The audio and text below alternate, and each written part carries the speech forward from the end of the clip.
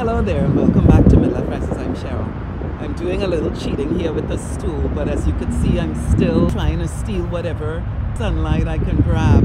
I want to continue to talk about self-love because I feel like I didn't cover it in full details. I'm going to be picking up with a part 2, so stay with me.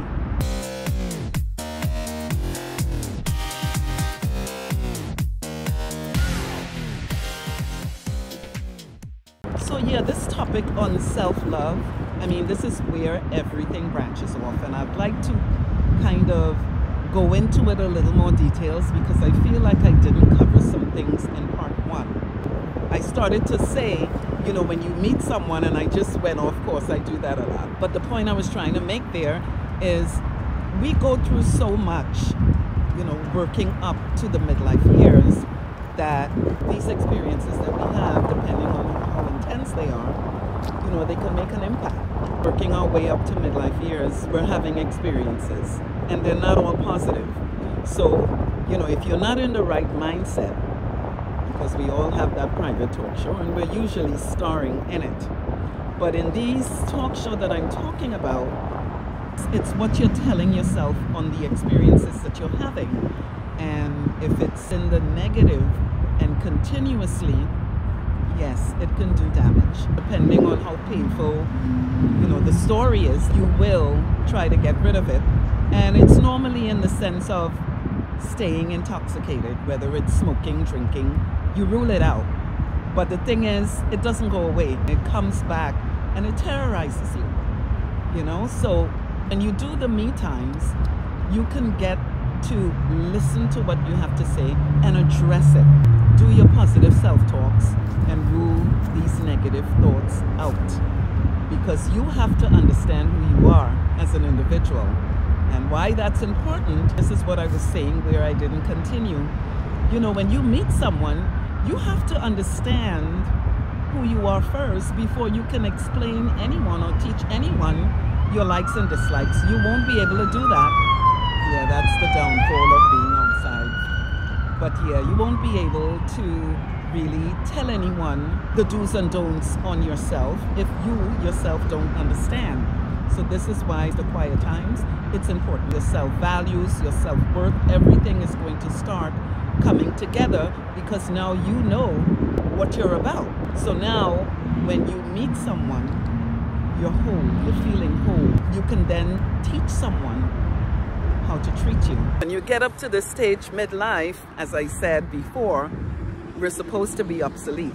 So this is where your confidence is going to have to be in place, because when you meet someone, you're going to have to set certain grounds, because I know that most men in their midlife, there are things going on with them as well. And if they're not centered, you're going to be stomped on. So you've got to be ready.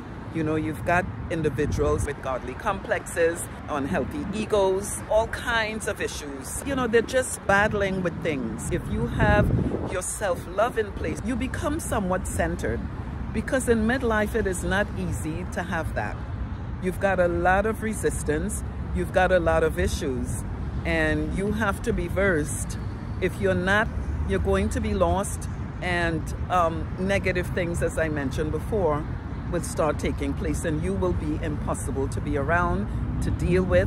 So it helps if you have that self-love, because a lot of times we are not feeling it within ourselves. You know, we have that look, and everyone will be able to look at you and say, oh, he's handsome, or oh, she's pretty.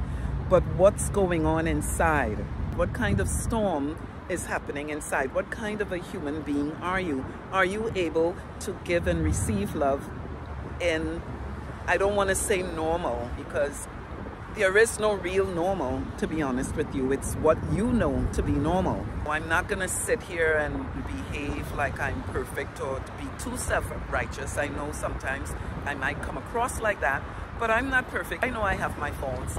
I have a good understanding on what kind of human being I am. I try to watch how I treat others and, you know, try to be conscious of the things that I do, because I do understand what happens when you go off course, when you go out of your way to hurt others, especially when they haven't done you any harm. Self-love And I'm not talking being conceited and thinking you're too good and better than anyone else. No, what I'm talking about here is to just have an understanding of what your qualities are, good and bad. Start loving yourself. You know, I would go into the mirror at times when things are really going bad with me, and I actually look at myself and say, you poor thing. You know, you have to care about yourself. And when you do it, the way you take care of yourself, the things that you do to your body, your self-values, your self-worth, no one can come and stomp on that. You will not allow it. I mean, you're teaching others how to treat you simply because you want what's best for yourself.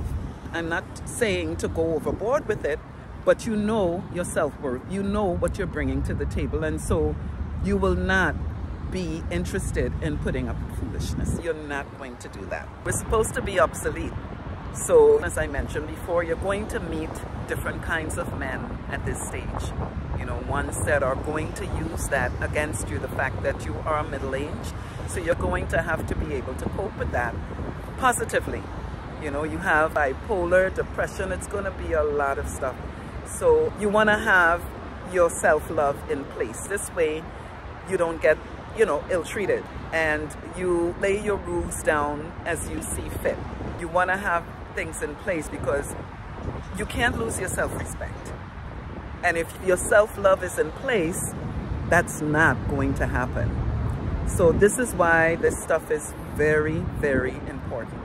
I might sound like a broken record, but I'm quite sure you guys have a very good idea on the point that I'm making.